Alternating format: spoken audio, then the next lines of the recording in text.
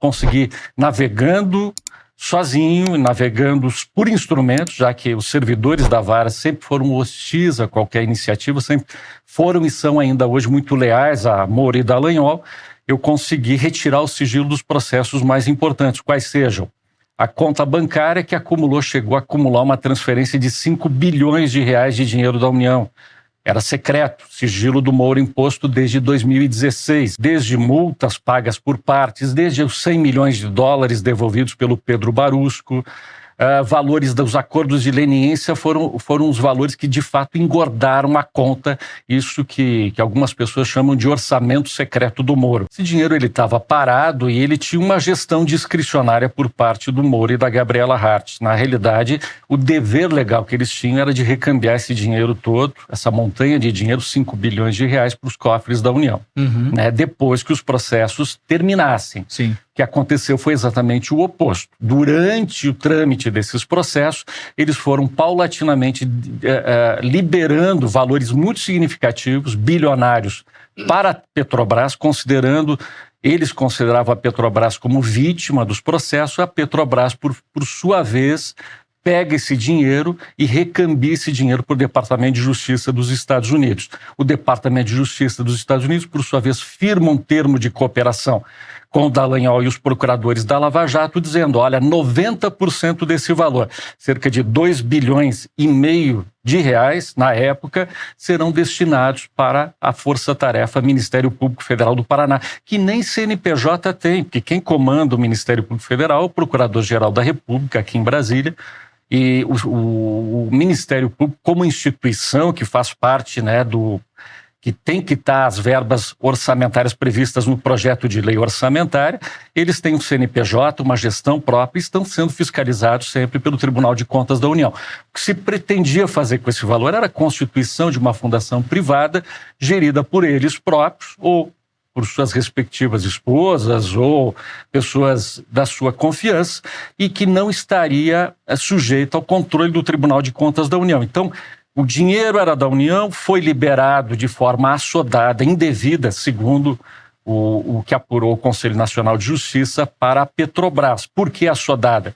Porque a lei diz, Leandro, que antes de terminar o processo, você não pode liberar dinheiro em espécie para uma das partes. Por quê? Se o processo for revertido num tribunal superior, como é que faz? O dinheiro já foi embora. É o que está acontecendo agora. O que nós temos hoje, né, desculpe, só para finalizar, é um sem número de advogados que estão dizendo o seguinte, olha, nós revertemos o resultado do processo, nós queremos o dinheiro de volta. Aí quando vão buscar esse dinheiro na vara, a vara diz, não, esse dinheiro já foi destinado pelo Moro e pela Gabriela Hart para a Petrobras. Não tem mais como voltar. E essa grana, então, volta para o Brasil, mas ela não volta para a população. Ela volta destinada para uma conta com um CNPJ que estaria sendo criado de uma fundação privada, que seria gerenciada pela Lava Jato. Então, se eu compreendi, é uma espécie de triangulação de dinheiro, né? Você pega esse dinheiro, manda para fora e repatria esse dinheiro e esse dinheiro vai parar na mão de privados. É mais ou menos isso que aconteceu? Sim. Na realidade, é o sistema clássico de lavagem de dinheiro. Você se utiliza de interposta pessoa para tentar tornar esse valor irrastreável. Qual era o objetivo? Era escapar. Parece paradoxal, mas agentes públicos brasileiros, procuradores da República, juízes federais, tentando elidir a incidência da lei brasileira, que é muito clara. Tanto as normativas do Conselho Nacional de Justiça quanto a lei brasileira diziam categoricamente o dinheiro arrecadado com multas, pagamentos, leniências tem que ir para a União. O que eles fizeram para escapar dessa força atrativa da União, dessa lei gravitacional que dizia que o dinheiro tinha que ir para os cofres da União, porque ele pertence a todos nós, claro, foi destinar... Eles, num primeiro momento, segundo o CNJ, isso eu também constatei, eles forçaram a Petrobras, eles pressionaram a Petrobras, os procuradores da Força Tarefa, a colaborar com a Força Tarefa. Num segundo momento, quando eles começaram a colaborar, se estabeleceu um termo de compromisso entre a Petrobras e o Departamento de Justiça dos Estados Unidos.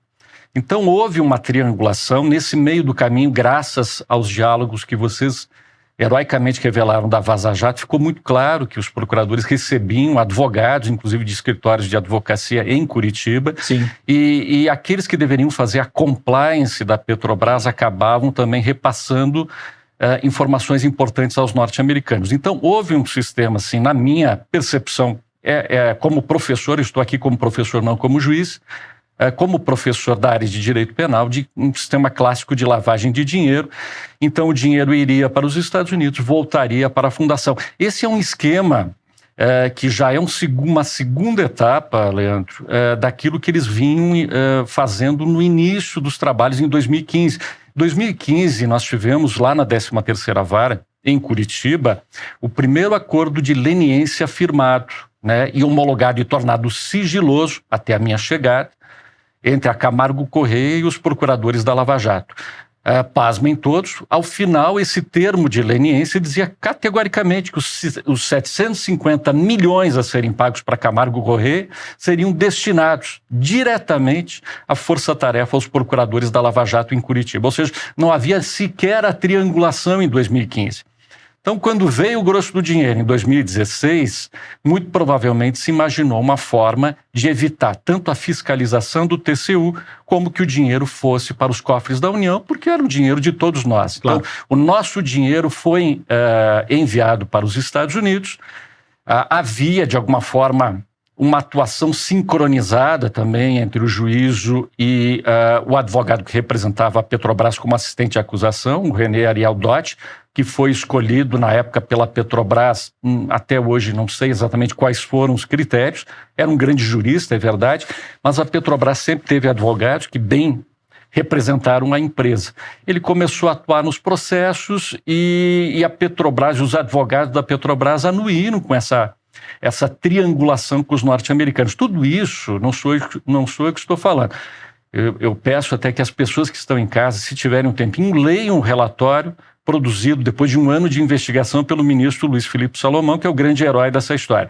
A investigação é minuciosa, foi feita por um delegado da Polícia Federal, Dr. Ézio Silva, e com os rigores da técnica e rastreando aquela questão de follow the money, né, siga o dinheiro, ele conseguiu, né, rastrear essa triangulação e deixar muito claro.